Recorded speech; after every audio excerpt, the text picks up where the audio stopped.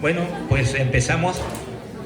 Es para mí muy grato, como director de la unidad 096, presentarles a la doctora Mercedes Bermejo, quien hoy nos va a dar una conferencia muy útil. Estamos muy necesitados, hambrientos de conocimiento, acerca de en qué consiste la psicología educativa desde una perspectiva general, y aquí tenemos una experta.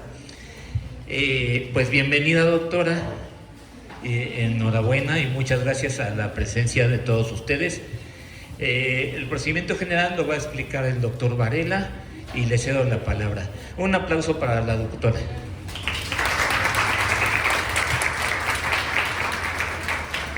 Buenas tardes a todos. Pretendiendo ser un tanto puntuales, que no es la característica de nosotros, pero tratamos de implementarla, quisiera señalar la importancia que tiene esta actividad académica tanto para pedagogos como psicólogos educativos. La expositora, la ponente que nos acompaña el día de hoy, viene de España. Es una experta en el área de la psicología educativa y de la pedagogía, que son carreras que en la unidad 096 estamos implementando.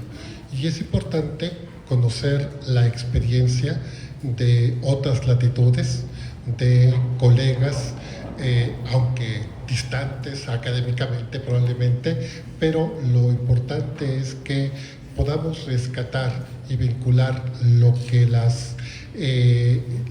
otros países hacen respecto a la psicología educativa y a la pedagogía, para poder retomar experiencias que nos puedan servir a ustedes en su futuro desarrollo profesional.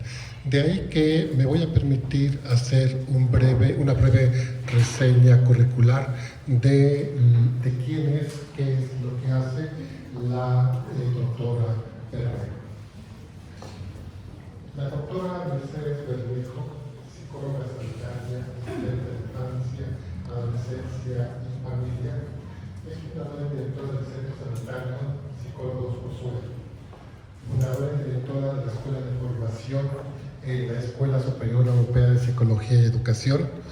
Ha sido coordinadora de la sección de Psicología Clínica de la Salud y Psicoterapia del Colegio Oficial de la Psicología de Madrid, asesora de la División de Psicoterapia del Consejo General de Psicología, es docente del ámbito académico público y privado, es presidenta del Instituto Madrileño de Sistémico Infanto-Juvenil y otros sistemas, es directora de la revista divulgativa Psicología para Todos, para Todas, de Psicólogos y Médicos Psicoterapeutas de España, es directora de la editorial Sentir, es autora de diferentes publicaciones relacionadas con la infancia y la terapia familiar sistémica, por ejemplo, La danza de las emociones familiares, coordinadora del Manual de Psicoterapia Emocional Sistémica, autora del cuento de Platanimals Emocional y Infantil, acreditada por la Asociación de Psicólogos de la Federación Europea, e interviene y colabora desde hace años en programas de radio, televisión y prensa. Hoy la doctora Bermejo nos va a compartir una ponencia, y a partir de ahí podemos hacer preguntas, haremos comentarios sobre lo que ella nos está compartiendo a partir de su experiencia. Doctora Bermejo, bienvenida a esta unidad 096 de la Universidad Pedagógica Nacional, y le cedemos la palabra. Muy bien, muchísimas gracias a la universidad por invitarme, a los docentes y profesores y doctores de esta Facultad de Psicología y Pedagogía, por la confianza y por la amabilidad y por la rosa y por la bonita acogida. Así que me da un poco de vergüenza toda esa presentación. Yo muchas veces me presento directamente como niñóloga, ¿no? O como activista de los derechos de la infancia, que al final me gusta más, y yo creo que en esto nos sentimos todos y todas en común, ¿no? Dentro de estos estudios y de estas motivaciones que seguro os han traído hasta aquí. Aquí hay varios... ¿Me puedo levantar? Sí, aquí hay varios sitios que veo que estáis ahí de pie. No muerdo, de verdad que no muerdo. Hay 1, 2, 3, 4, 5, 6, 7 sitios y están trayendo más sillas. ¿Alguien más se atreve a estar aquí en primera fila? No, ¿no? Bueno, pues si alguien quiere, aquí hay sitios. Os voy a comentar un poquito. Mira, por aquí se atreve a sentarse, ¿no? Bueno, os voy a explicar con la presentación que ha hecho el doctor Varela. Yo tengo un centro de psicología en Madrid. Actualmente somos 30 psicólogos y psicólogas y 2 psiquiatras. Y desde hace muchos años os voy a contar un poquito la historia y por qué estoy aquí, hoy aquí, ¿no? Qué es lo que me ha llevado a estar aquí en México, aquí en esta universidad. Y desde esta vocación también de fomentar los buenos tratos a la infancia, porque es importante tener en cuenta que vivimos en una sociedad muy adultista, muy adultocrática. ¿Me puedo levantar para que me vean bien, por si acaso? ¿Sí? ¿Me veis? ¿Me escucháis bien? En una sociedad muy adultocrática, es decir, vivimos una sociedad hecha por adultos, para los adultos, donde los adultos eligen, deciden y establecen las normas y votan, que yo siempre digo que probablemente tendríamos un mundo mejor si niños y niñas también pudieran votar, ¿no? Y entonces nos cuesta mucho como adultos, se nos olvida que un día fuimos niños y niñas, y se nos olvida como adultos que los niños y las niñas tienen unas características evolutivas diferentes, no son adultos en miniatura. Es decir, que es importante que les entendamos desde sus características, y esta en parte también es vuestra función, ¿no? Como profesionales de la educación, de la psicología, poder concienciar, poder sensibilizar, muy bien, a otros profesionales, a papás y a mamás, de cómo son los niños y las niñas y cuáles son las necesidades de los niños y niñas. Desde hace ya muchos años, en nuestra consulta, creo que llevamos 15 o 20 años, utilizábamos mucho los cuentos para poder explicar a los más pequeños diferentes situaciones de actualidad. Porque, seguro que aquí ya lo sabéis, ¿cuál es el lenguaje del niño o de la niña? El juego, muy bien. El lenguaje del adulto es el lenguaje verbal, racional, y nosotros muchas veces hablamos y entre nosotros nos entendemos. Pero la realidad es que los adultos... Uy, ¿se fue? Aquí tenemos otro. Los adultos en ocasiones somos aburridos para los niños y las niñas, ¿vale? Porque ellos a nivel atencional se desconectan rápido, ¿no? De la información. Y ellos viven más el mundo lúdico, el pensamiento mágico, y es importante que nos agachemos, nos pongamos a su nivel y hablemos su idioma. No pedir que sean los niños y las niñas quienes vayan al lenguaje adulto, pasando una serie de test, de pruebas, que muchas veces nos cuesta poder vincular con ellos, ¿no? Y poder acercar nuestra profesión a ellos, ¿no? Porque al final estamos por y para ellos y para poder ayudarles. Antes de empezar, cuando yo recibo a familias y a niños, a pacientitos en consulta, siempre hacemos una actividad. ¿Tengo alguna voluntaria por aquí que se anima a inflar un globo? ¿Sí? ¡Oh, maravilloso! Estupendo. Entonces, yo cuando vienen las familias a consulta, yo no sé cómo son las familias. Yo no sé, no las conozco, pero yo sé una cosa, que cuando vienen a vernos, que son valientes. Sí, si lo sabes cerrarlo, sí. Que son valientes porque nos consultan, porque tienen esa capacidad de cambio, porque hay un sufrimiento probablemente. Muchísimas gracias. Y cuando hay sufrimiento también hay posibilidad de cambio. Entonces es importante que nosotros, cuando vienen a vernos en el ámbito educativo, en el ámbito social, es muy importante que no les juzguemos, sino que entendamos desde su propia historia, de sus propias limitaciones y dificultades, cómo están, cómo vienen, y ya han dado un paso muy importante y hay que poder reconocerlo. Entonces yo hago con ellos una actividad, como os digo, lo que intento es que seamos los adultos quienes nos agachemos y entremos en el mundo infantil, para que podamos conectar con ese niño o niña interior. Entonces les hago una pregunta muy sencilla que voy a hacer hoy aquí, y es que si tuvieras que decir cómo vienes con una palabra, ¿qué palabra utilizarías? Y ahora os explicaré por qué hacemos este ejercicio. Entonces voy a coger el globo y lo lanzo por ahí. Uy, a ver, ¿quién se atreve? ¿Quién se atreve? Venga, una valiente. A ver. Yo vengo interesada. Interesada. Venga, lánzalo por ahí.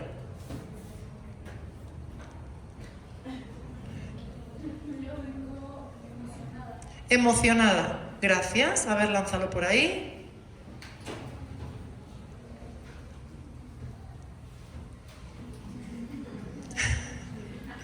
Muy bien. Yo vengo atraída. Atraída. Muy bien.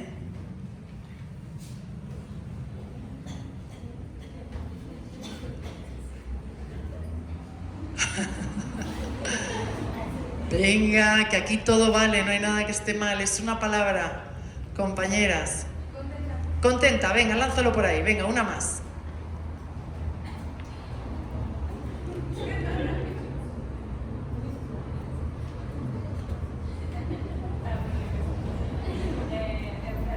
Enferma. Vale, venga, lo dejamos ahí. Que yo sé que da mucha vergüenza, pero fijaros que hemos hecho algo muy sencillo.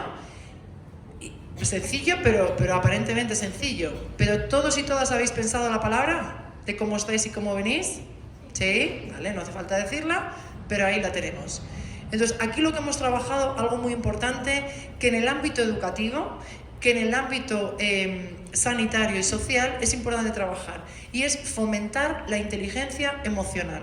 Nosotros llevamos siguiendo un modelo de psicoterapia emocional sistémica, que lo llamamos, que venimos presentando a través de... Tenemos una media de 1000 pacientes al mes en la consulta, entonces esto nos permite también hacer, desde nuestra unidad de investigación, poder validar las metodologías que vamos utilizando y presentamos en congresos y en revistas científicas, y trabajamos de una manera muy sencilla, y nuestra propuesta es poder trabajar transversalmente la inteligencia emocional, tanto directamente con los niños y las niñas, como indirectamente con la familia. Pues este ejercicio tan sencillo que hemos hecho, hemos trabajado, os explico de una manera sencillita porque tenemos poquito tiempo, esto lo explico a lo largo de una maestría, pero hemos trabajado 5 competencias emocionales, ¿vale?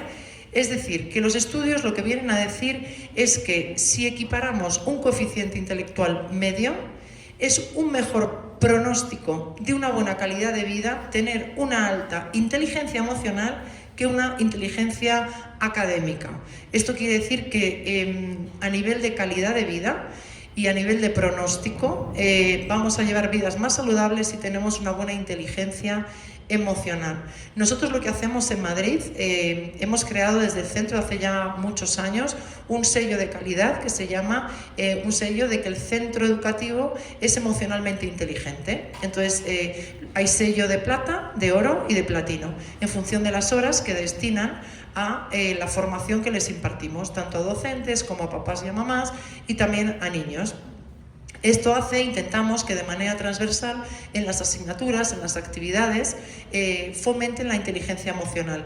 Por ejemplo, tenemos algunas comunidades autónomas, como es Canarias, que tienen una asignatura dentro de los centros educativos obligatoria que se llama inteligencia emocional.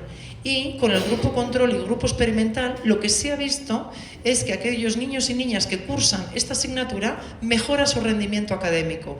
Entonces, muy importante ver de qué manera transversalmente, a través de los diferentes contextos en los que trabajemos, podemos abordar y fomentar estas competencias emocionales. Como digo, os las comento con mucha brevedad. La primera de ellas, autoconciencia.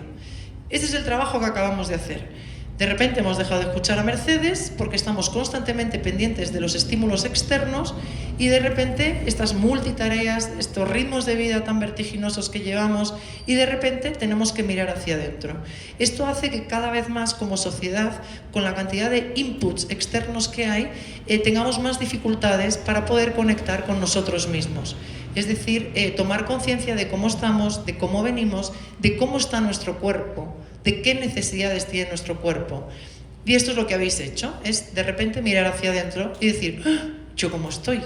Si yo estoy aquí pendiente que la profesora me diga algunas cosas, ¿cómo que mire hacia adentro? Entonces nosotros también como docentes tenemos que tener también, y como profesionales, esa conexión con nosotros mismos. Al final estamos trabajando con emociones y estamos mejorando la salud mental de nuestros pacientes y pacientitos, ¿no? Entonces, como digo, primera, autoconciencia, capacidad de poder mirar hacia adentro. porque cada vez tenemos más trastornos y patologías asociados a la desconexión, incluso la disociación. Cuando estoy en el mundo de fuera hay muchas cosas que no me gustan, entonces lo que hago es desconectarme, ¿no? Y mucho menos conecto conmigo mismo, ¿no? Esto que habéis hecho y que las personas que habéis participado no habéis tenido dificultad, en consulta muchas veces les pregunto a los padres cómo están y cómo vienen y es como, yo qué sé, es que no lo sé, si yo vengo aquí porque el niño se porta mal, porque el niño ha hecho esto o ha hecho lo otro, ¿no? No me preguntes a mí cómo estoy yo. Pero nosotros, desde nuestro enfoque más sistémico, entendemos, no quiero decir que en la familia esté el problema, sino que en la familia está la solución. Y que necesitamos empoderar a las familias.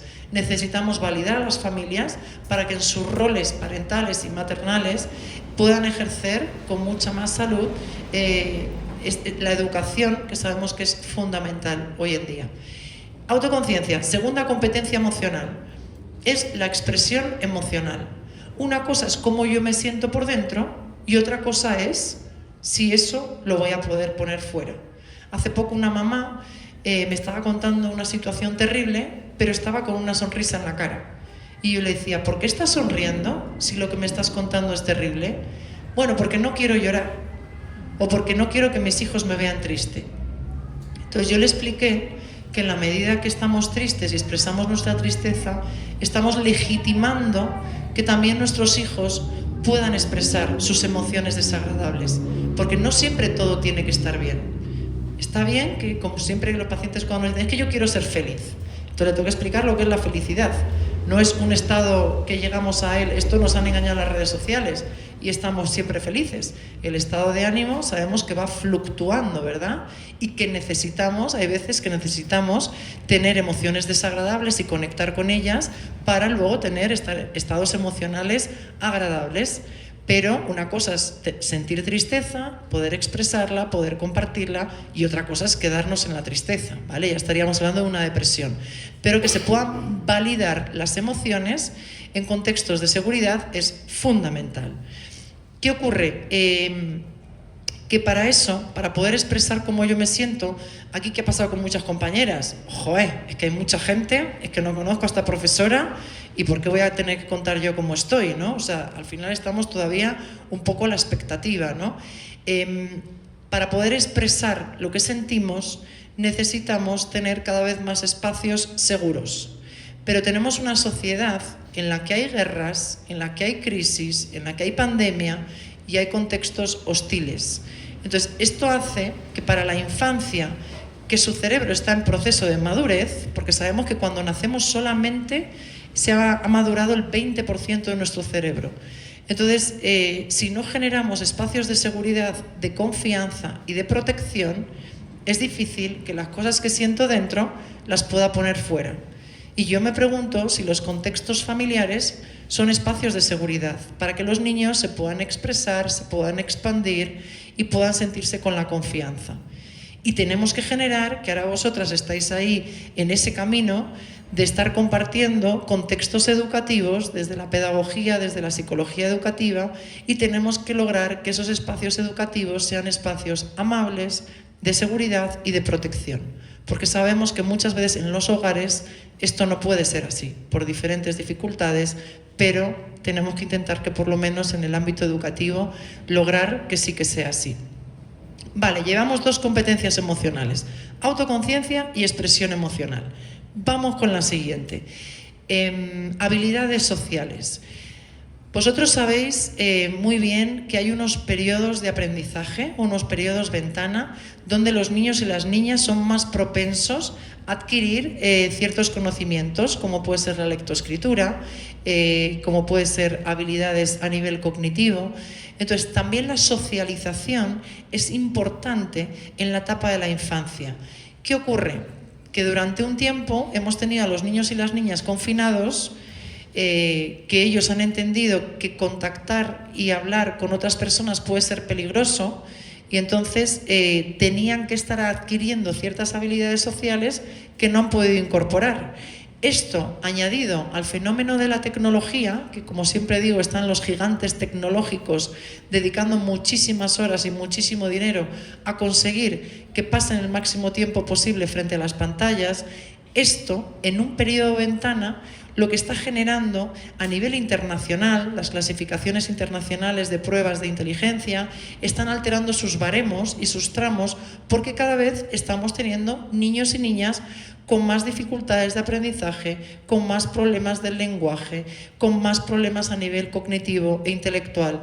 Y realmente se está demostrando que hay una correlación con todo el abuso del consumo e intoxicación de la tecnología.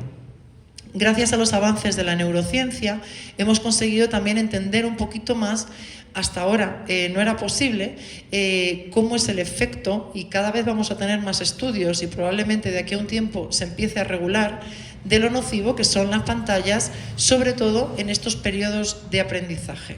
Tenemos el estudio que habla de, desde la neurociencia, cómo es el cerebro de un niño cuando está frente a una pantalla. Ahí vemos que sobre todo se ha estimulado su lóbulo occipital, que sabemos que tiene que ver sobre todo con la visión, pero ¿cómo es el cerebro de un niño o de una niña cuando está leyendo un cuento? Por eso, esto es un poco el motivo que también me trae aquí. En ese caso, su cerebro está estimulado el área emocional, el área de la memoria, el área atencional, el área de las funciones ejecutivas, el pensamiento crítico, el pensamiento mágico, la interconexión neuronal entre ambos hemisferios. Tenemos un cerebro estimulado, activo, generando sinapsis.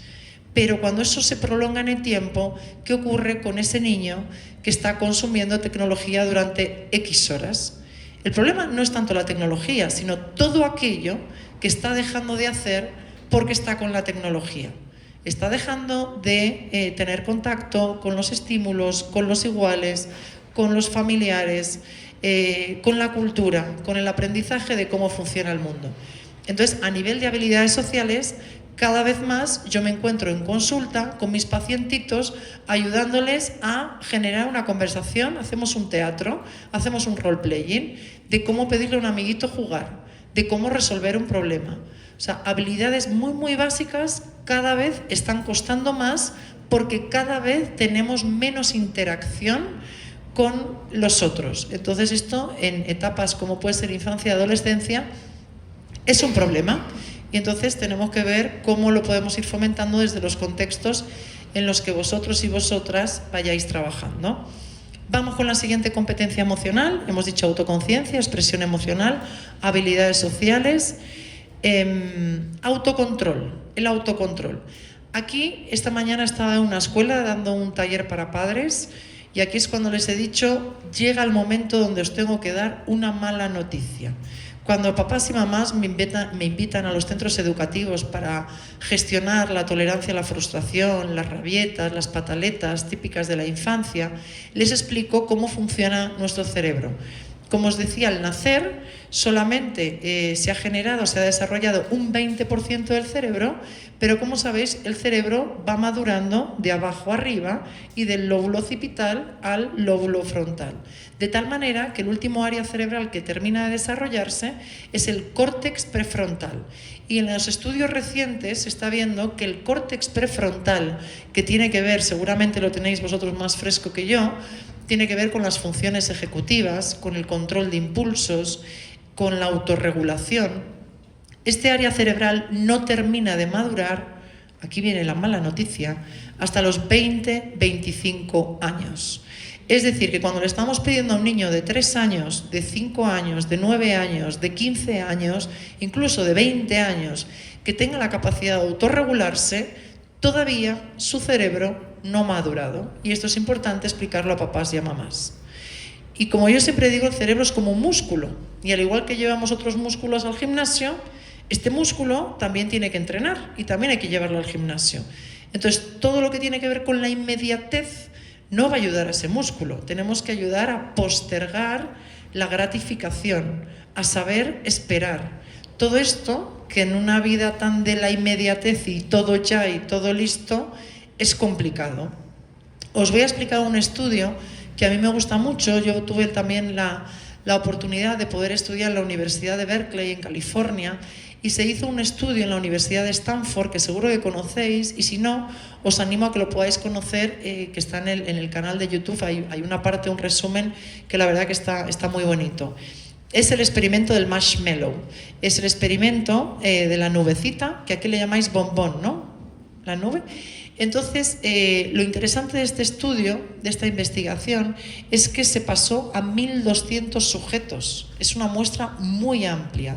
Y entonces lo que hacían era meter en una sala a los niños, uno a uno, con un plato y con un bombón. Y la señora les decía, si eres capaz de esperar 5 minutos, en 5 minutos te voy a traer otro bombón. Y así era, y lo que es divertidísimo es ver la grabación, porque ves a los niños que están ahí aguantándose, sufriendo, que no pueden, que lo tocan, que lo chupan, que muerden un trocito y que no aguantan más, y niños que directamente se lo meten en la boca. ¿Qué es lo interesante de este estudio? Que es un estudio longitudinal, que lo que se ve es la evolución de estos niños cuando transcurren hasta 15 y 20 años. Aquellos niños que habían sido capaces de aguantarse 5 minutos al segundo marshmallow, lo que se vio es que tenían vidas más estables, familias más estructuradas, trabajos también mucho más estables y una salud integral mucho más saludable. Mientras que aquellos niños que no habían aguantado los 5 minutos y se habían tomado el marshmallow, lo que se vio es que tenían más problemas de adicciones, más familias desestructuradas, más problemas de salud mental. Fijaros, qué importante es la autorregulación. Y en esto siempre explicamos a papás y a mamás, aquí es donde viene la buena noticia, que ellos sí que tienen el córtex prefrontal maduro. Es decir, que ellos sí que tienen la capacidad de poder contener, acompañar y regular a los más pequeños. Es decir, es normal que un niño pequeño pierda los papeles. No es normal que un adulto pierda los papeles. Y si no, este músculo hay que llevarlo al gimnasio y hay que entrenar. Y aquí el modelaje y el acompañamiento y la contención es fundamental. Ya hemos dicho autoconciencia, expresión emocional, habilidades sociales, hemos hablado de la autorregulación y por último la empatía. La empatía también en una sociedad cada vez más egocéntrica, más individualista, pero somos seres sociales y necesitamos la interacción con los demás. Pero nos cuesta ponernos en el lugar de los otros. Como le digo yo siempre a mis pacientitos, ponerse en los zapatos del otro, ¿no? El poder ponerse en los zapatos de los amiguitos, poder ponerse en los zapatos de la familia, ¿no? Y ahí es cuando me dicen, ¡ah, qué asco! Yo no me quiero poner en los zapatos de mi hermano, ¿no? Pero de alguna manera es como poder conectar y entender cómo están los demás.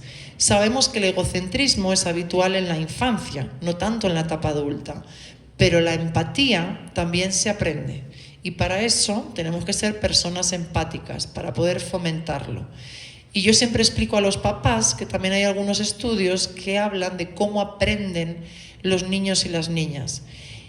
Y entre el lenguaje verbal y no verbal, aprenden en un 75% el lenguaje no verbal y en un 25% el lenguaje verbal.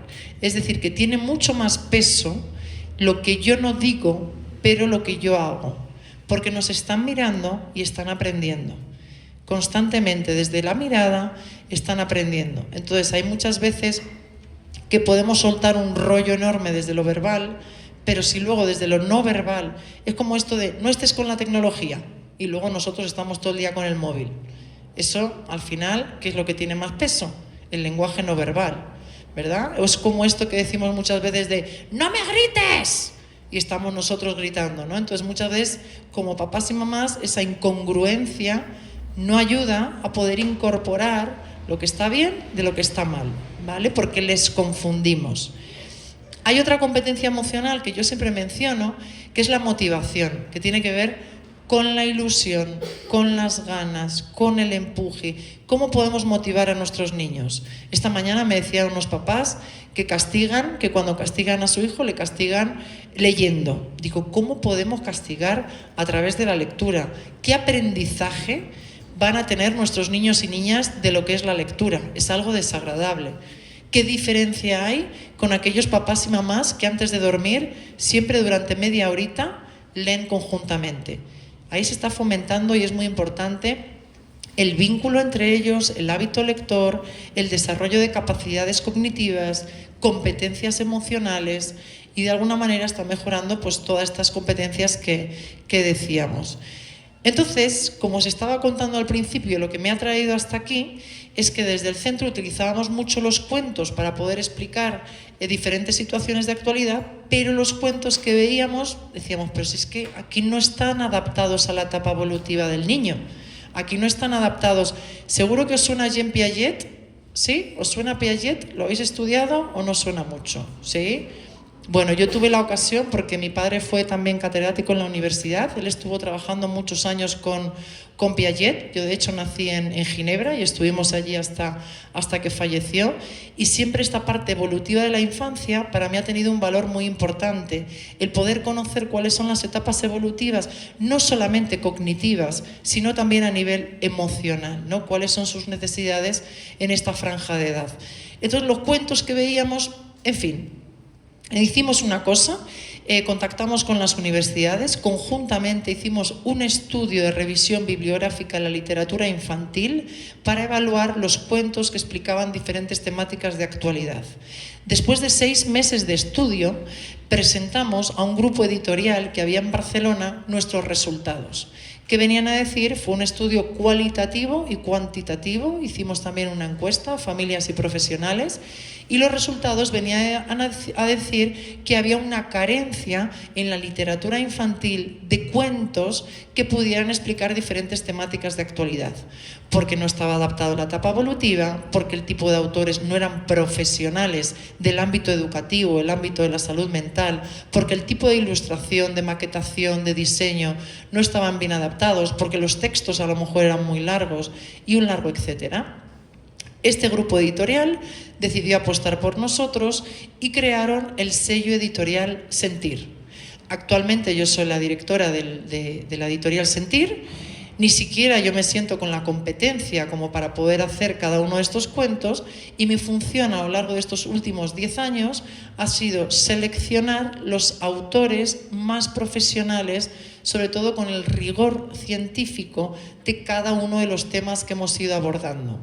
Primero empezamos con la colección Senticuentos, que son 10 títulos donde uno habla de adopción, otro de acoso escolar, otro de abuso sexual, otro de separación de los padres, otro habla del cáncer, aquel tema tabú que mejor no decir nada y no hablamos de ello, otro de igualdad de género entre niños y niñas, el buen uso de la tecnología, el trauma y duelo, así hasta un largo etcétera, hasta llegar a 10 títulos.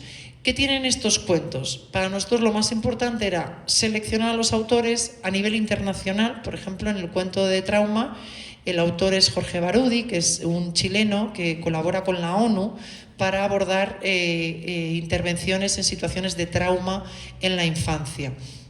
Entonces, como digo, son temáticas a nivel universal, internacional, que a todos nos preocupan, y cuando hablamos de tristeza todos entendemos, da igual donde estemos, todos entendemos lo que es la tristeza, y son temas, como digo, muy respetuosos y son además traducidos, lo estamos traduciendo a la versión latina, en España al catalán y al vasco.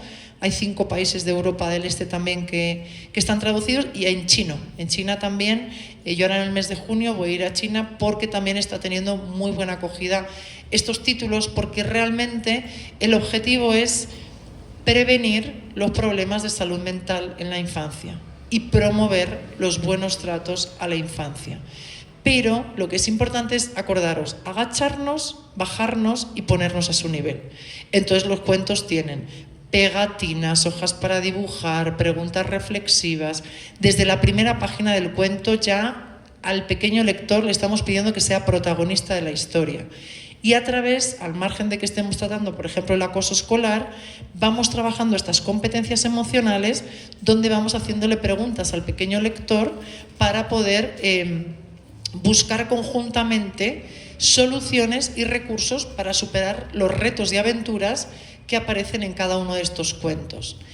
Después de Senticuentos publicamos Crecicuentos, que habla de los hitos de desarrollo. cuando no quiero dormir, no quiero comer, no quiero ir al cole, no quiero hacerme mayor, el egocentrismo en la infancia, las pataletas o las rabietas, cuando tengo un hermano, un nuevo hermanito, la retirada del chupete, el control de esfínteres, los miedos evolutivos. Son estos hitos de desarrollo que hay veces que se pueden enquistar o complicar un poquito, pero con un pequeño apoyo, como puede ser un cuento, un recurso literario, podemos ayudarles a evolucionar a las siguientes etapas. Pero muchas veces vemos que a lo mejor aquí tenemos, por ejemplo, el cuento de no quiero ir al cole y hay veces que papás y mamás no saben qué hacer y se enfadan y fuerzan y discuten y terminan con no quiero ir al cole tampoco al día siguiente y termina con una ansiedad con separación y algo que aparentemente es un hito de desarrollo que se ha complicado deriva en ocasiones en un trauma. Entonces, un objeto transicional que les encanta buscarlo por cada una de las páginas, porque de alguna manera lo que estamos trabajando es también la atención, ¿no? Por ejemplo, para empezar este cuento, aquí nos dice: hola, me llamo Dani, ¿quieres saber un secreto? Porque a los niños les encantan los secretos, ¿verdad? Es un secreto para pequeños. Los mayores no pueden entenderlo, porque hay muchas cosas que los mayores no pueden entender. Y aquí le dice: ¿tú cómo te llamas? Y entonces, desde ese pensamiento mágico, el pequeño lector de repente establece una comunicación con Dani, van generando un vínculo y van buscando diferentes situaciones y soluciones para todo lo que va apareciendo a lo largo de las páginas.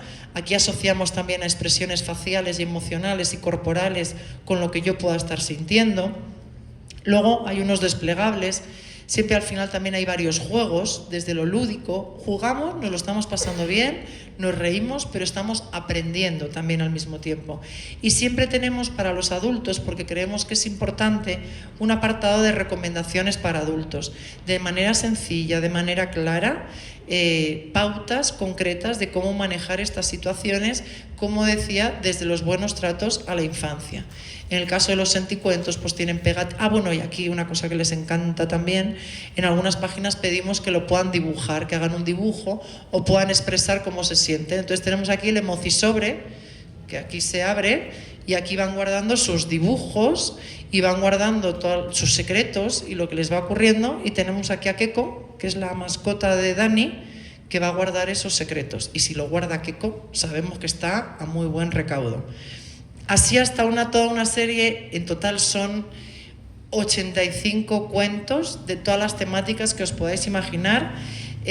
Por ejemplo, los neuricuentos, trabajamos mucho desde el área de la neuropsicología, porque sabemos que han habido muchos avances, sabemos cómo funciona el cerebro y queremos estimular cada una de las áreas del cerebro. Por ejemplo, los neuricuentos tratan de las diferentes alteraciones neurológicas, como puede ser la hiperactividad, el déficit de atención, por ejemplo, la discapacidad, el autismo, las altas capacidades, la dislexia, los problemas de aprendizaje, la alta sensibilidad. Os digo, el cuento de autismo no es para niños con autismo, es para que todos los niños y niñas entiendan que hay otros niños que tienen unas características diferentes, que puede ser el autismo, que puede ser la discapacidad, pero que tengamos esa sensibilidad para respetar y conocer las diferencias. Luego está también la colección Urra. Urra es un buen amigo mío que fue el primer defensor del menor, que además ha viajado mucho por Latinoamérica, y él tiene en España varios centros de menores que son, antes se conocían como reformatorios, con menores infractores y menores que ejercen violencia filioparental, es decir, niños que maltratan y ejercen la violencia sobre sus padres. Y un día le pregunté a Javier, digo: Javier, ¿qué tendría que pasar en nuestra sociedad para que no existieran tus centros, para que tus centros no hicieran falta? Y entonces él me habló de los valores fundamentales en la infancia. Y de estos valores fundamentales, de cada uno de ellos, hicimos la colección Urra y un cuento. Y entonces hablamos de la solidaridad, hablamos del respeto, hablamos del cuidado al medio ambiente y hablamos del cuidado a los animales. Y aquí tenemos a los ecoamigos, que viven en diferentes planetas y de repente sus planetas están en riesgo. Entonces tienen que pedir ayuda para poder salvar su planeta, pero van a necesitar al pequeño lector que les pueda ir ayudando en cada uno de los retos que se van a encontrar, que además va a estar el Capitán Urra, pues aquí es importante la figura de los adultos, protector, no sobreprotector, que pueda ir acompañando en todas estas aventuras. También hay recomendaciones para adultos y también hay juegos y diferentes actividades para lograr que sea entretenida y divertida la lectura. Os había traído también algún vídeo para compartir con vosotros. Yo muchas veces siento que soy yo adulta quien hablo en nombre de los niños y las niñas, ¿no? Entonces aquí os voy a traer un vídeo donde son los niños y las niñas quienes hablan. En este caso son niños y niñas españoles, pero que, como decíamos antes, esto al final es muy universal y queremos y creemos que los problemas que pasan en España sabemos que pasan en México y que pasan en muchos países. Pero por fin se han juntado los niños y las niñas a través de una institución que también sé que está aquí en México, que se llama Educo, para darnos un mensaje. El vídeo se llama 8,2 y 8,2 se refiere a los 8,2 millones de niños y niñas que viven en España. Entonces, vamos a ello. A ver si lo consigo. Uy, va, espera. No, un segundo, ¿eh? Esto era FP y luego duplicado. A ver si ahora... Mira, ya lo he aprendido. Mira qué bien. Aquí tenemos al grupo 8,2. Vamos allá.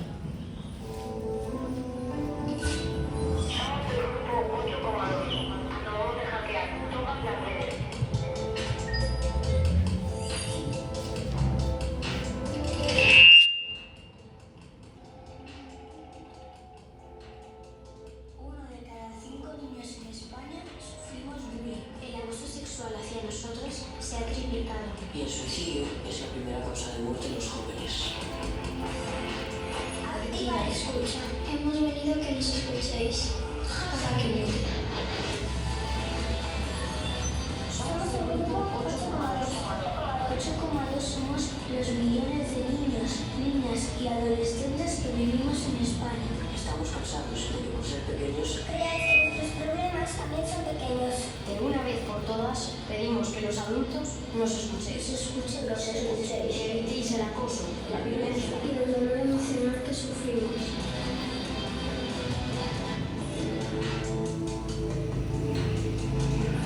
Cuando hablamos, No nos escucháis. Oís, pero no escucháis. Aunque no escucharnos es una forma de violencia.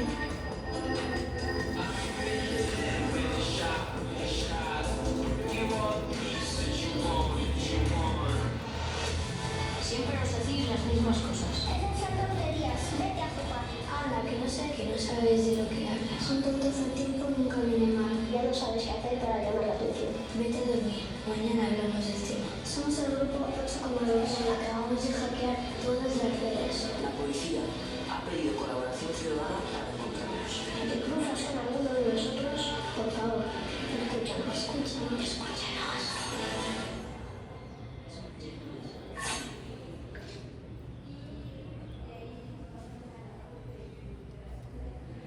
Vale, pues ahí os presento al grupo 8,2.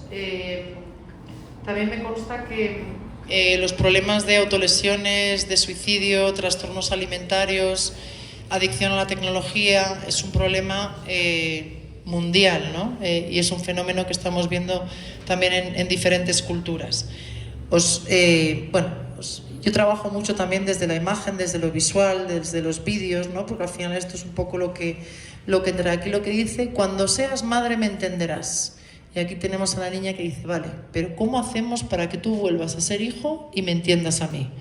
¿Vale? Porque a los papás y mamás hay una pregunta que yo utilizo mucho en terapia, que me ayuda, no me ayuda, pero ayuda a los papás y mamás, y yo les pregunto cómo se recuerdan ellos cuando tenían la edad de su hijo, ¿no? Y de repente están tan en el modo adulto que volver a ser niño y acordarse de cómo era yo, de qué necesidades tenía, de si esas necesidades no eran cubiertas, les ayuda a conectar y a empatizar con sus hijos e hijas. Aquí os presento también a los plantánimas. Los plantánimas son unos seres, normalmente voy con los peluches, pero como no me caben en la maleta, pero tenemos a los cuentos de los plantánimas, que son unos seres que son mitad plantas, mitad animales. Y, por ejemplo, en el caso de Alegría, que está aquí, ella, esta ilustración me gusta mucho, esta imagen. Esta es una escultura que hay en la playa en Ucrania, Curiosamente, está en Ucrania, es una escultura de una figura de adultos que están enfrentadas, pero por las noches se ilumina el niño o niña interior, ¿no? Cuántas veces hay enfrentamientos, pero en realidad hay que ver cómo están esos niños, ¿no? Y la necesidad que tienen también de vincular. Bueno, os presento brevemente a Alegría. Ella es mitad pájaro, mitad margarita. Hay un cuento que se llama Plantánimas, que le llamamos la emocipedia infantil, que es como una enciclopedia de las emociones. Hicimos una clasificación internacional de emociones, viendo todas las clasificaciones que habían, porque hay muchísimas. Yo tuve también el gusto de poder, un año, estudiar en Berkeley, en California. No sé si os suena la película de Inside Out, el de Al revés, de las emociones. Ese lanzamiento fue brutal porque ayudó de manera simbólica a explicar a la sociedad cómo funcionaban, ¿no?, nuestras emociones. Ese año yo estaba estudiando y también trabajaba en algunas investigaciones que me dejaban en Berkeley, y mis profesores fueron los que Picture contrató para realizar esta película, ¿no? Y donde se trabajaba mucho y se le daba mucho valor a la gestión de las emociones. Pues aquí tenemos Alegría, que es mitad pájaro, mitad margarita, que hay veces que realmente hace de avestruz, esa pseudo-alegría, ¿no?, que muchas veces está ocultando otras emociones que hay detrás. Aquí os presento a Mamut, a Tristeza, que es mitad mamut, mitad sauce llorón, y se le van cayendo las hojitas cuando está triste. Y hay veces que aguanta mucho la tristeza y entonces se va inflando, se va inflando, se va inflando, se va escondiendo, se intenta esconder muchas veces detrás de enfado, no sé si eso suena, o se intenta esconder para que no salga, pero el protagonista de ese cuento lleva en la mochila tristeza y cada vez pesa más y cada vez pesa más y pesa más, hasta que hay una figura adulta, en este caso la abuela, que le permite de repente romper y soltar todas esas hojitas, ¿no? Entonces hay un cuento que explica todas las emociones, y luego hay un cuentito por cada planta animal. Aquí tenemos, por ejemplo, a Miedo, que Miedo es mitad cactus, mitad tigre. Cactus es porque cuando se enfada mucho lanza esos pinchos, que seguro que os suenan, y entonces en el cuento tiene el maletín de los pinchos, pinchos largos, cortitos, afilados, redondeados, que hablan de cada uno de estos enfados que muchas veces tenemos, pero que también descubrimos que detrás de enfado muchas veces también hay otras emociones. Hay veces que hay cansancio simplemente, ¿no? O hay veces que hay aburrimiento, como vemos en niños. O hay veces que hay hambre, ¿no? Que tengo hambre y me enfado, ¿no? Entonces, también tenemos, como digo, y vamos explicando qué emociones puedan estar encubriéndose detrás de enfado. Miedo es mitad mimosa, mitad concha, y cuando tiene mucho miedo se cierra, y en los peluches que tenemos, que también lo trabajamos en peluches en centros educativos, si no hay mucho miedo, pues dejamos que poco a poco vaya saliendo. Y aquí tenemos Amor, que es mitad baobab. Intentamos representar, como digo, todas las culturas, todos los países, las plantas y animales de diferentes países. Es mitad baobab, es un árbol africano que es muy sólido y que habla de esa necesidad de contención y solidez. Mitad oso panda, ¿vale? Y Amor es importante que esté para que pueda ir acompañado en ocasiones de otras emociones, pero necesitamos amor, que hay veces que va acompañado de papá y mamá, porque ahí el amor incondicional es muy, muy importante. Un proyecto también muy bonito que os quiero comentar, y que ojalá en algún momento lo podamos hablar también con la universidad, porque hace ya mucho tiempo que, al margen de todas las estadísticas y problemas de salud mental que estamos viviendo también como sociedad, no solamente en la infancia sino en la adolescencia, mirad, aquí veis, aquí está enfado, pero debajo de enfado, muchas veces cuando vienen enfadados a consulta, me pasa a veces con papás que les saco este tablón y digo, ¿qué hay detrás de enfado? Venga. Y entonces de repente hablamos de soledad. Realmente no estoy enfadado, es que me siento solo. O realmente es que me estoy sintiendo culpable porque no soy capaz de ayudar a mi hijo o mi hija, ¿no? Entonces, ya estamos hablando en otros términos. Ya hemos llegado a un nivel más profundo a nivel emocional. Estos cuentos, lo que estamos haciendo también, los adultos nos dijeron, necesitamos más contenido para nosotros. Entonces, hace 3 años publicamos la colección Sentilibros, donde vamos publicando libros de actualidad para papás, mamás, para profesionales. Recientemente hemos publicado el de sexualidad infantil, hemos publicado el de diversidad de género, el de trastornos alimentarios, el de suicidio, el de crianza respetuosa, el de cómo interpretar a los adolescentes.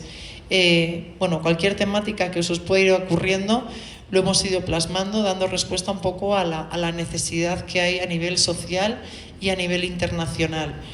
Pero en España lo que hemos hecho es firmar convenio. Nosotros tenemos convenio con 16 universidades y lo que hacemos es, dentro de ese programa de prácticas, los alumnos reciben una formación en lo que nosotros llamamos cuentiterapia, que no es cuentacuentos, no es te cuento un cuento, es cómo trabajamos las competencias emocionales, cómo hacemos terapia, cómo jugamos, pero jugando estamos aprendiendo, porque el juego es aprendizaje.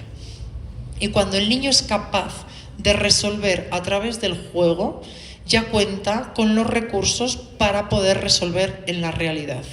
Y eso es la terapia muchas veces, el como sí, el practicar, para que cuando luego salimos a la vida, estar preparados. Entonces, de esta forma lo que estamos haciendo prácticamente a diario, vamos a escuelas, vamos a centros educativos y las escuelas nos piden, oye, mira, acabamos de tener el fallecimiento de un papá, pues llevamos el cuento de adiós. Tenemos un caso de acoso escolar, llevamos el cuento de acoso escolar. Tenemos un caso de abuso sexual, tenemos un caso donde queremos trabajar inteligencia emocional. Y entonces ellos eligen las edades, las clases, los cuentos y nuestros alumnos de prácticas todas las semanas van a hacer estos talleres y nosotros lo vamos supervisando cada semana. Un proyecto que nos encantaría es poder firmar un convenio con alguna universidad, sobre todo de educación y de psicología o de pedagogía, que los alumnos de prácticas puedan desarrollar sus prácticas en centros educativos de la zona, pero nosotros poder darles acceso a nuestra plataforma de formación y poder supervisarlo. Esto es algo que obviamente tenemos que hablar con la universidad, pero que también nos encantaría pues desde España poder colaborar conjuntamente. Os explico un poquito más. Aquí tenemos algunos libros que hemos ido publicando, algunas revistas científicas en las que hemos ido apareciendo, explicando un poco nuestra metodología. Hablamos siempre de las dificultades desde nuestro enfoque, por supuesto, con base cognitivo-conductual, pero de las dificultades que muchas veces tenemos las personas en las interacciones, ¿no?, entre nosotros. Enséñame a conocer las emociones y a poder regularlas. Me quedan unos minutitos más. Hay un vídeo que para mí también dura 1 minuto, pero es muy clarificador para papás y mamás y ayuda mucho. Está en YouTube, todos estos vídeos, a ver si lo consigo otra vez. Venga. Todos estos vídeos están en YouTube, Jaque Mute, y el que os voy a poner ahora que se llama Children See, Children Do. Se lo ponemos a papás y a mamás y luego analizamos cuánto de lo que pasa en ese vídeo puede tener que ver con lo que le pasa a mi hijo. Venga. A ver. Ahí está.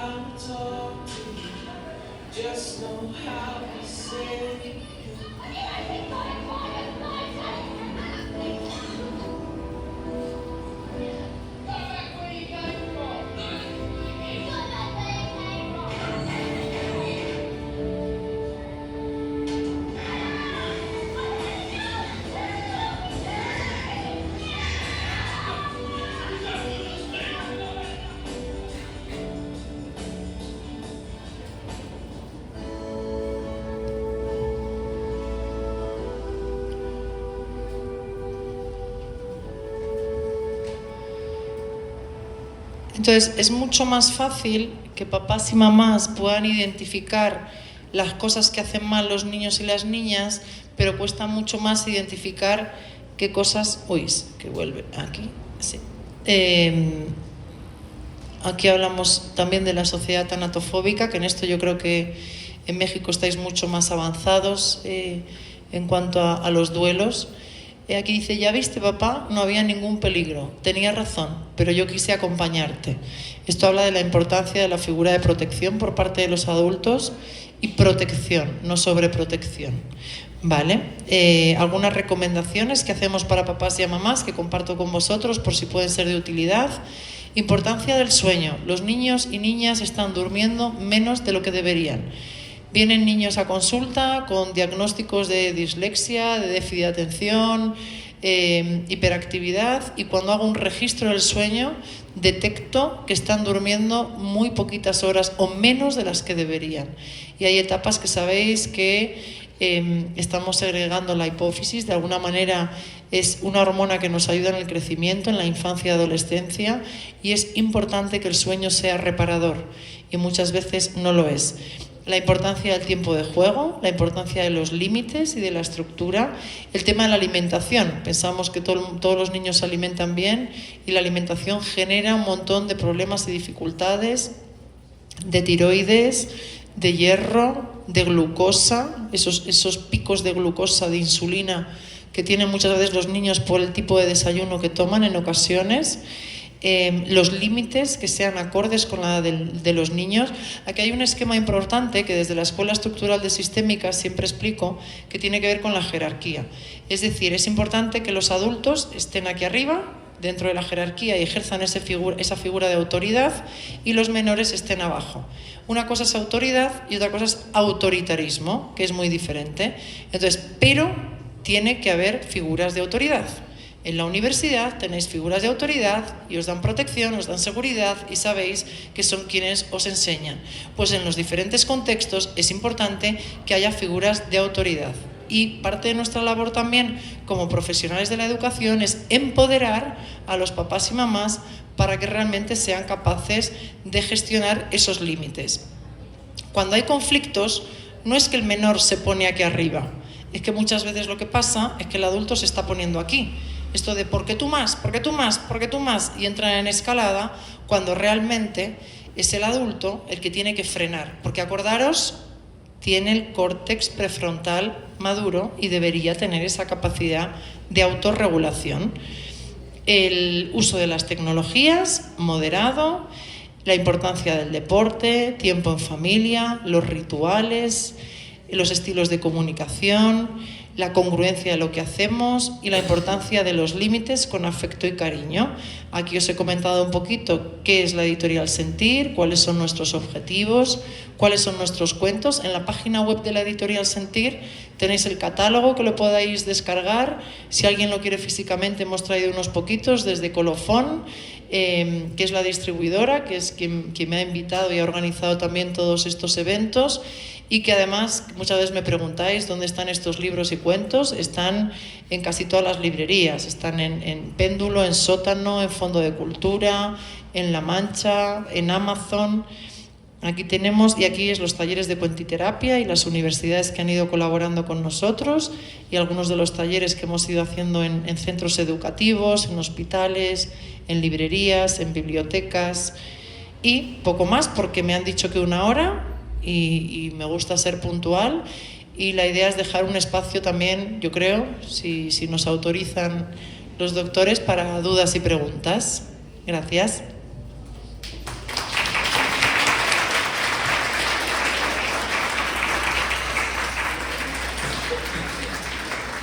Bueno, nos acaban de hacer una exposición de las experiencias profesionales, del trabajo que la doctora Bermejo junto con un equipo de trabajo desarrollan en España. ¿Preguntas? ¿Comentarios?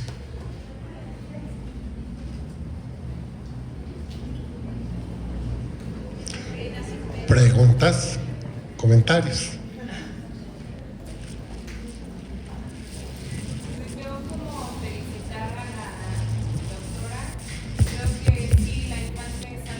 Sí. Que hemos olvidado, y para mí este proyecto, yo que tengo un hijo pequeño, se me hace muy, muy increíble poder desde un cuento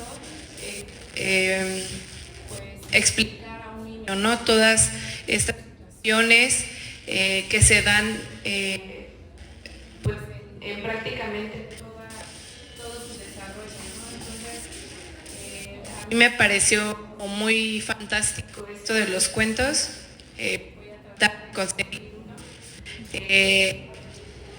Sí estoy como tratando de implementar este hábito a la lectura a mi hijo, y creo que los cuentos y las ilustraciones y todo eso ayudan a los niños precisamente a pues ir adquiriendo este hábito. Entonces, bueno, me encantó el proyecto. Creo que implementarlo en México sería muy emocionante. Muchísimas gracias, muchas gracias. Hay una compañera que también tiene una duda. Como tú dices, es muy mágico, ¿no? Desde ese pensamiento mágico, poder llegar a los más pequeños, a poder explicarles en su lenguaje qué es lo que ocurre a su alrededor, porque muchas veces los adultos tendemos o a explicarlo en lenguaje adulto o no explicarlo, ¿no? Entonces también hay esa parte de la fantasía, es cuando vuela y en muchas ocasiones genera muchos temores, ¿no? También a través del juego, a través de recursos terapéuticos, conseguimos poder hablar con ellos. Bueno, ahí. Antes que nada agradecer, de verdad que fue bastante fructífero, fue bastante enriquecedor todo lo que nos viene el día de hoy a platicar. Yo ya tengo aquí todos mis apuntes. Pero yo tengo una pregunta, y es que todas estas estrategias y todo esto, todo este material que nos viene ofreciendo es realmente muy bueno, muy enriquecedor. Sin embargo, aquí en México, pocas son las familias que podrían tener alcance a este material. ¿Qué podríamos hacer? Porque digo, Europa es un país de primer mundo. México tenemos población en pobreza extrema.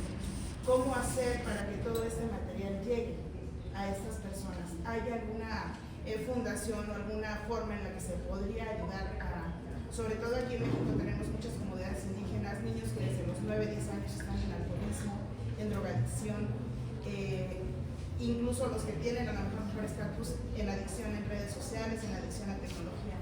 ¿Cómo llegar, sobre todo mi pregunta es, a estas personas que no tienen acceso a este material? No sé cuál sea el costo, pero desafortunadamente no creo que esté como tan al alcance, sobre todo cuando hay tanta pobreza en México. Gracias por la pregunta.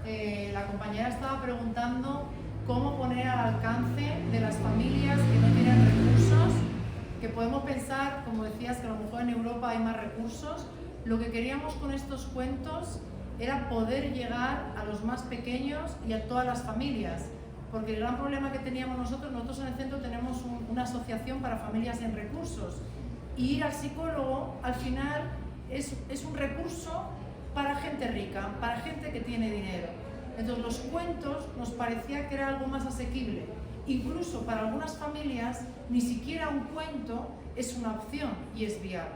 Entonces yo, por ejemplo, ahora estoy aquí en México, DF, pero hace unos días estuve en Oaxaca, que hay un proyecto precioso que se llama Libros para Pueblos, que a través de una asociación estuve formando a 120 libreros, donde a través de donaciones se donan estos libros y cuentos en librerías, y de manera gratuita familias, poblados, indígenas tienen acceso a la cultura a través de estas librerías.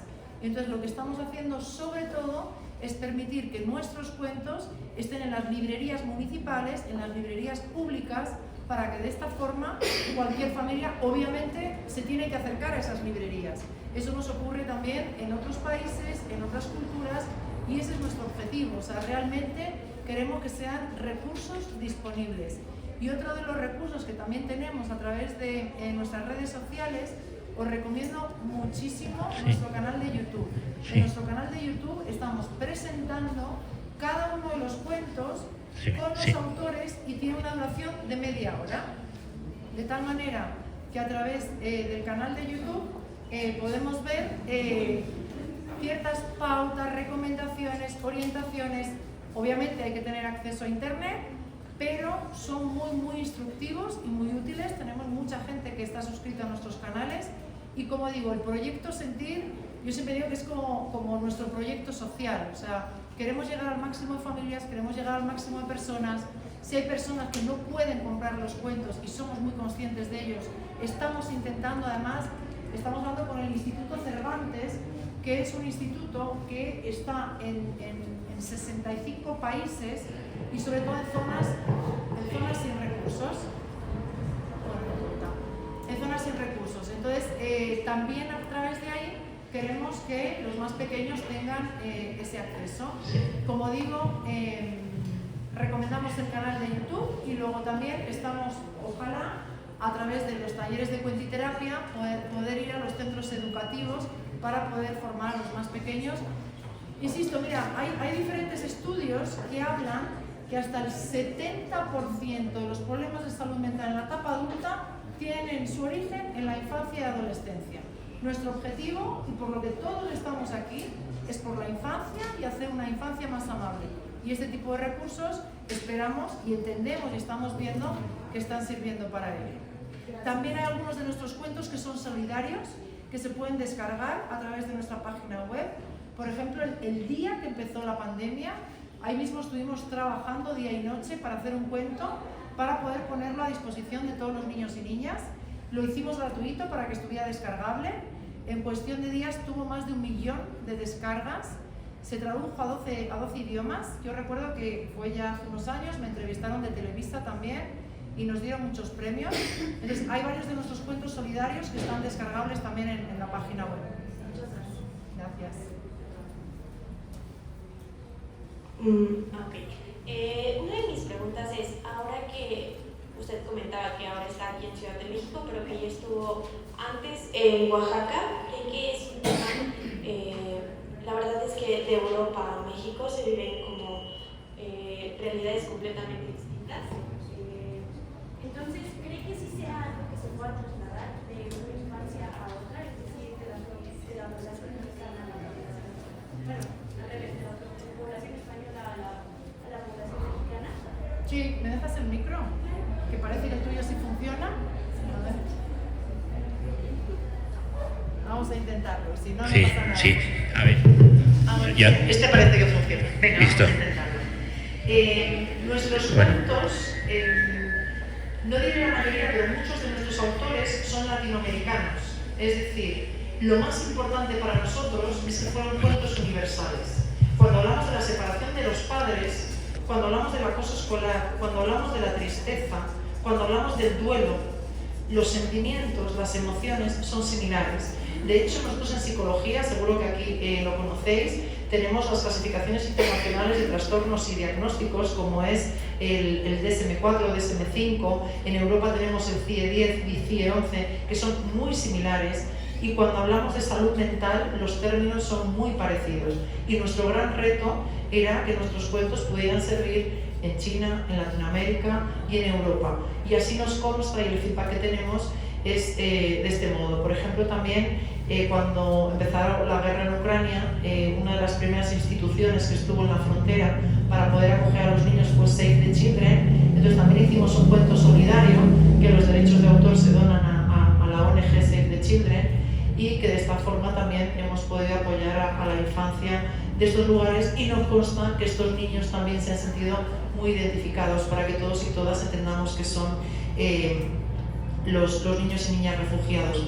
Por ejemplo, yo antes de estar en Oaxaca estaba en El Salvador, y en El Salvador es un país que también tiene muchas dificultades, y realmente la acogida, yo he ido a El Salvador porque realmente la cadena de librerías de El Salvador y las universidades me pidieron ir por el efecto que estaban teniendo estos cuentos.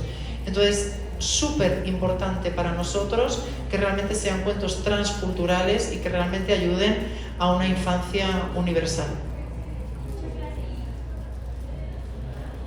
¿Alguna pregunta más?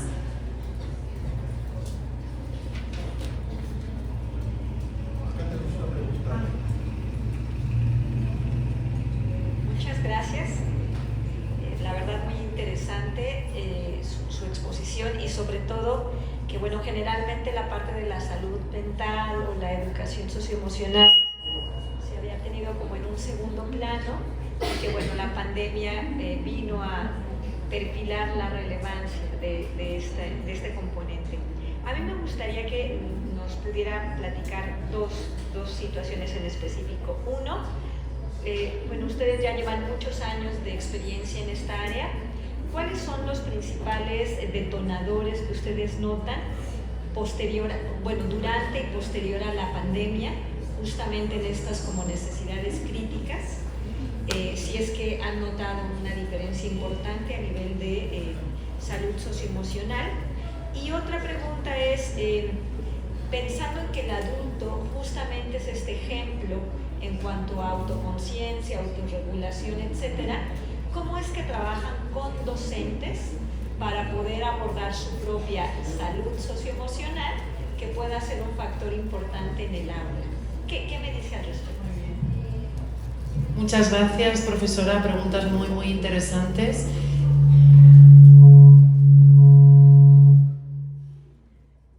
¿Sí?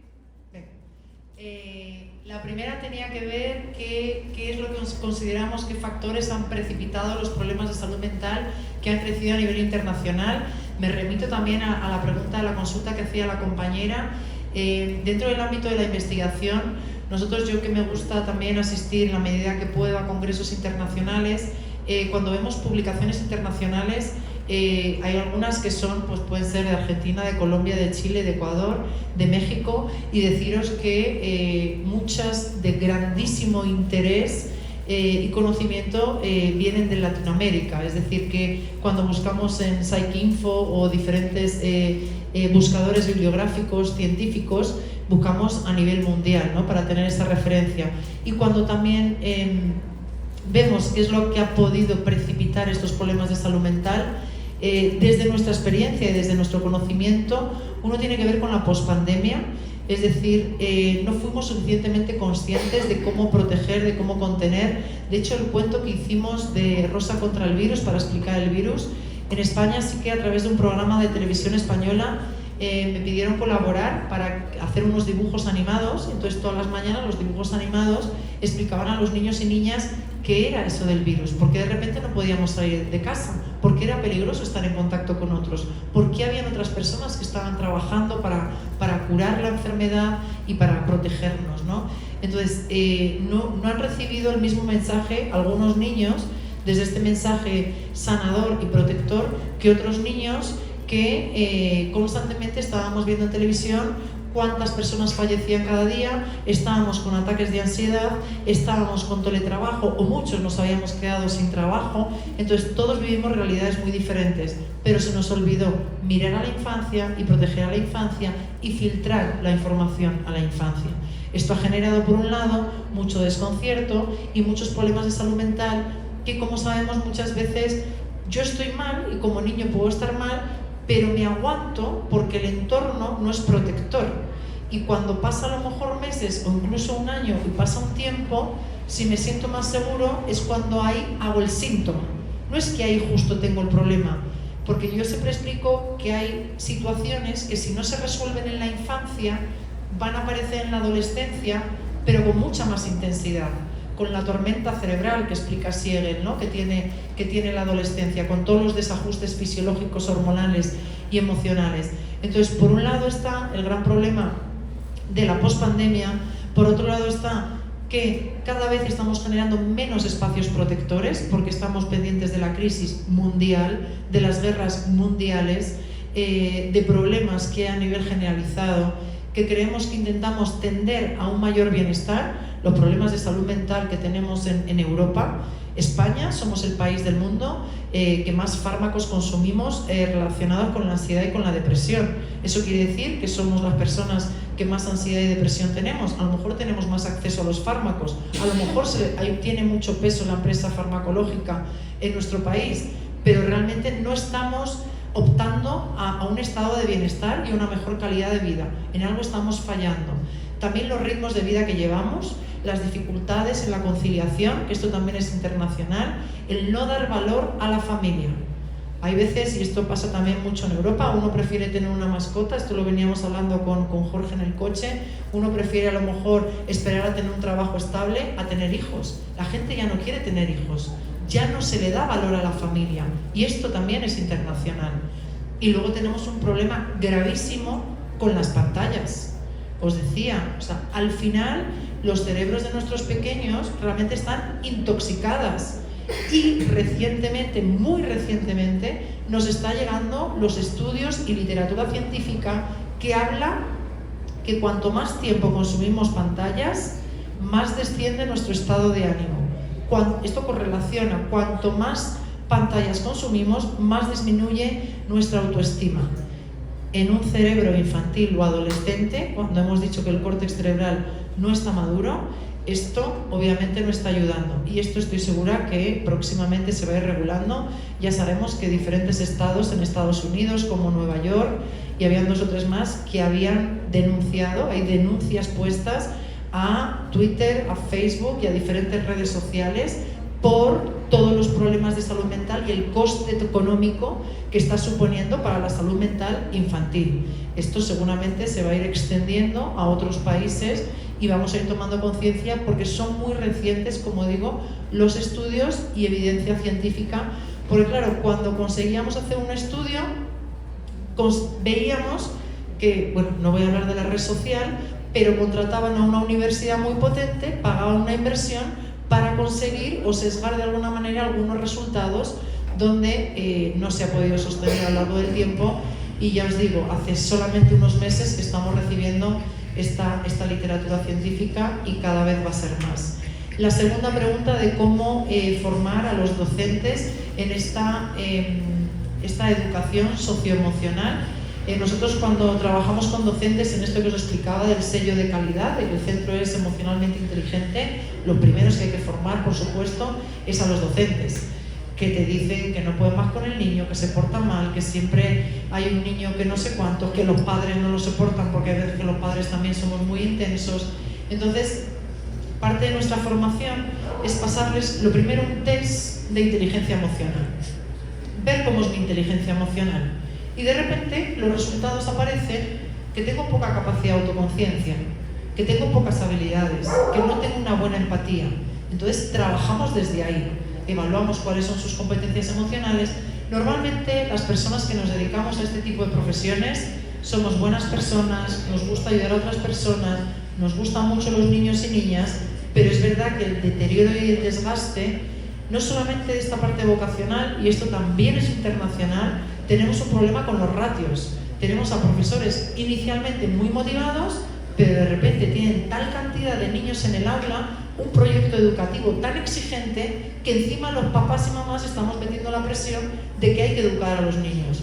Y no llegan, y no pueden. En España, por ejemplo, la profesión con mayor tasa de depresión son los maestros y maestras. ¿Y qué más agresiones reciben por parte de sus alumnos? Debería ser la profesión mejor remunerada y más reconocida, y no es así. ¿Por qué? Porque no le damos el valor que tiene la infancia, ¿no? Siempre decimos que la infancia no es el futuro, es el presente, nos tenemos que ocupar y nos tenemos que preocupar. No sé si contesto a su pregunta. Gracias, gracias. ¿Alguna pregunta más?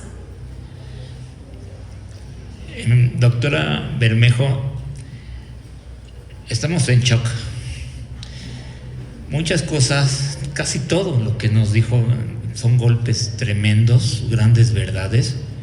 Nos da realmente una imagen de toda la riqueza que como psicólogos educativos requieren nuestros alumnos. Muchas técnicas, muchos consejos de sabiduría. Y tenemos la fortuna de que su generosidad nos permite grabar este evento y subirlo en YouTube posteriormente, espero lo más antes posible. Quisiera señalar una cosa muy preocupante. Averiguando en internet, la pregunta era, así googleando, era impacto de las computadoras, la pantalla, el tiempo de computadora en los niños, en los seres humanos, impresionantemente no aparece, no destaca para nada, pues esta correlación de déficit de aprendizaje, de problemas de aprendizaje, socialización, bueno, de varias variables. No aparece en internet. O sea que en realidad vamos a contracorriente. Esta cosa que usted dice no es una cosa que se oculta en las redes sociales. Me gustaría si tuviera algunos comentarios al respecto. Es difícil encontrar en la tecnología o en las redes sociales que se pueda publicar abiertamente que la tecnología o las redes sociales son tóxicas o son contraproducentes. Como decimos en nuestro cuento de la editorial Sentir del diario de Lola, lo que abogamos es por un buen uso de la tecnología. La tecnología ha venido para quedarse. Y la tecnología, en algunos ámbitos pedagógicos, puede ser interesante o puede ser un buen complemento. El problema está en el mal uso de la tecnología, el acceso que tienen los más pequeños a la tecnología, ¿no? Como dicen muchas mamás, qué bien que se queda en casa, ya no sale y por lo menos no tengo que estar preocupada, ¿no? Que mi hijo sale con todos los riesgos y peligros que hay, ¿no? Pero yo, como digo muchas veces, nunca teniendo a los niños tan cerca, les hemos tenido tan lejos, porque no sabemos dónde están. Y muchas veces están muy lejos y encontramos situaciones muy graves, no solamente en España, a nivel internacional. No es que ustedes no lo sepan, ni muchísimo menos, es algo que también es muy, muy reciente en España. De hecho, yo tengo pendiente también emitir un informe con toda la literatura científica, con todas las publicaciones recientes que hablan sobre ello, y como tengo que hacerlo a corto plazo y tengo que dar algunas conferencias en España relacionadas con este asunto, que nos estamos uniendo a diferentes colegios profesionales y plataformas que se están creando, no tengo inconveniente, intercambiamos correos electrónicos para que puedan tener acceso a estas investigaciones, que insisto, no son europeas, algunas son latinoamericanas, algunas son norteamericanas y que son universales, porque como seres humanos el efecto que tiene en nosotros tanto es un duelo como una adicción como una pérdida, es un fenómeno muy similar. Al final somos personas humanas y nuestro cerebro funciona de una manera muy, muy similar. ¿Alguna pregunta más? ¿Sí? Hola. Buenas tardes. No sabía cómo formular mi pregunta, pero bueno, usted comentaba que la córtex frontal en una persona de 25 en adelante ya maduró. Entonces ya no tendría por qué tener un comportamiento como un niño. ¿Eso a qué se debe? Un ejemplo, si un papá se pone a discutir con su hijo de 8 años, se baja su nivel, pero podríamos, o cómo se podría trabajar en ese aspecto con el papá o con el adulto.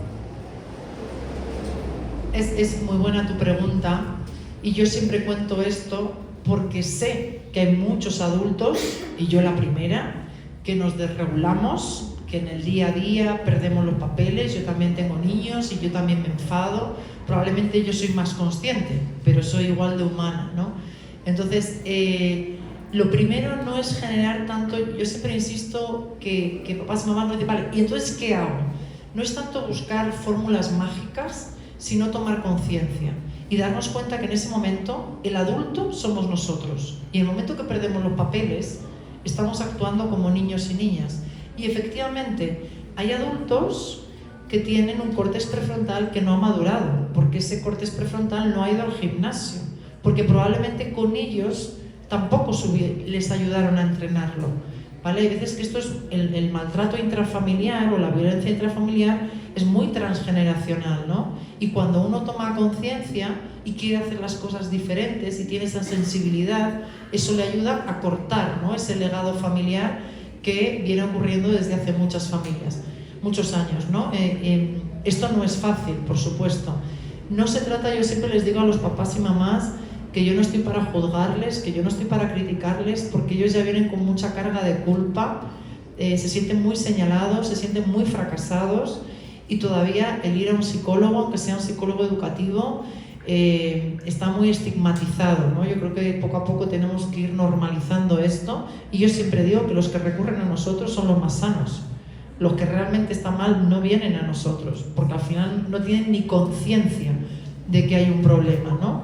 Pero cuando están viniendo y están recurriendo a nosotros, hay que reconocerles, hay que validarles y hay que empoderarles. Yo siempre les digo, tenéis mucho poder, mucho más del que creéis como papás y mamás, y les vamos acompañando y les vamos dando un espacio de seguridad y también un espacio de desahogo, porque hay veces que hay situaciones familiares muy desestructuradas, ¿no? Entonces yo vengo también de trabajar muchos años en servicios sociales, porque también hay muchas familias muy desfavorecidas en todos los núcleos, ¿no? Y también por supuesto en España, y vemos que muchas veces se sienten incapaces, ¿no? Entonces, si ven que hay un adulto que también cree en ellos y que les va dando ciertas pautas y les va orientando cómo poner los límites, yo siempre les explico que los niños y niñas, sobre todo adolescentes, van a ir transgrediendo las normas, pero es que no lo hace aposta, no lo hace para fastidiar, lo hacen porque forma parte de su proceso evolutivo, dentro de su proceso de diferenciación,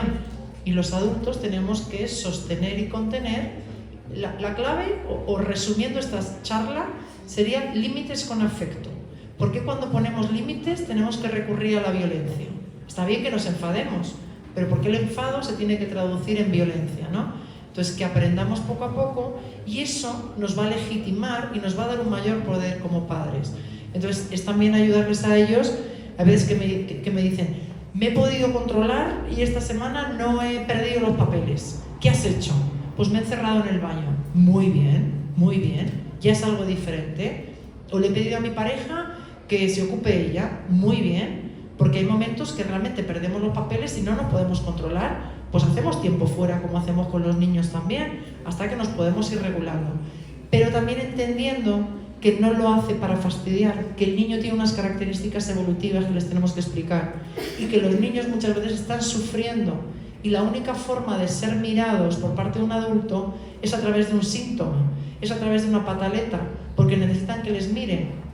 Y hay veces que a los niños les decimos, es que eres malo. El niño no es malo.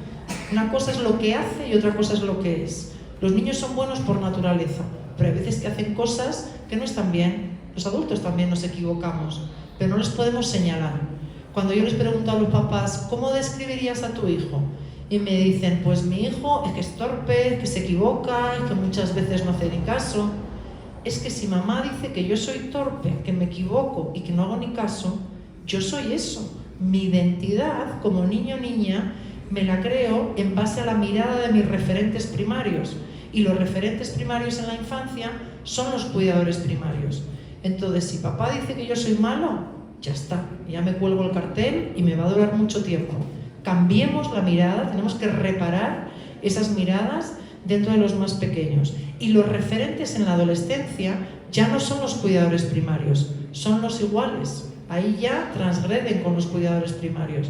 Y ya lo que quiero es parecerme a los iguales.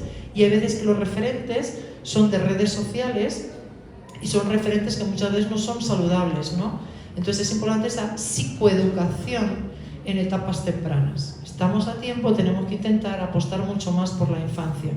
¿Que no se puede en etapas adultas? Sí, son etapas de reciclaje y sabemos que con un acompañamiento, con una psicoterapia, con una educación, incluso con adultos, podemos tomar conciencia y podemos cambiar muchas cosas.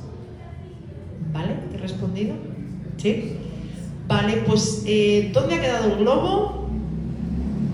Por aquí lo tenemos. Es muy importante, fijaros, cómo abrimos y cómo cerramos. Cuando también hacemos sesiones, cuando hacemos reuniones, yo siempre les pregunto a los papás qué se llevan, si les queda alguna duda. Entonces lo que hacemos siempre también cuando cerramos es cómo hemos abierto. Después de este ratito que hemos compartido, si tuvierais que decir con una palabra cómo os vais, ¿qué palabra utilizaríais? Ven, vamos a ver por ahí.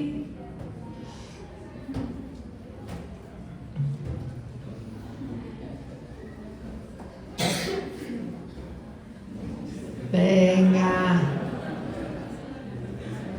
Es una palabra que es muy fácil.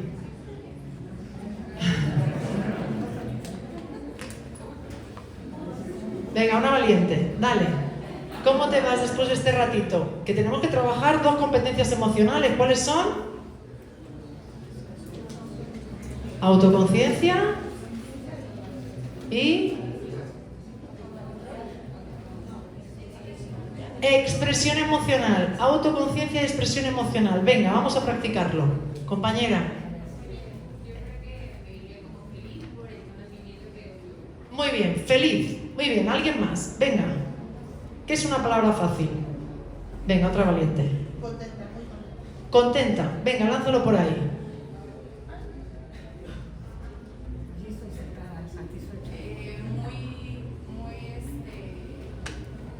Interesada en el proyecto. Interesada. Venga, una más, que se animen por ahí. Venga. Gratitud. Pues muy bien. Pues muchísimas gracias. Gracias.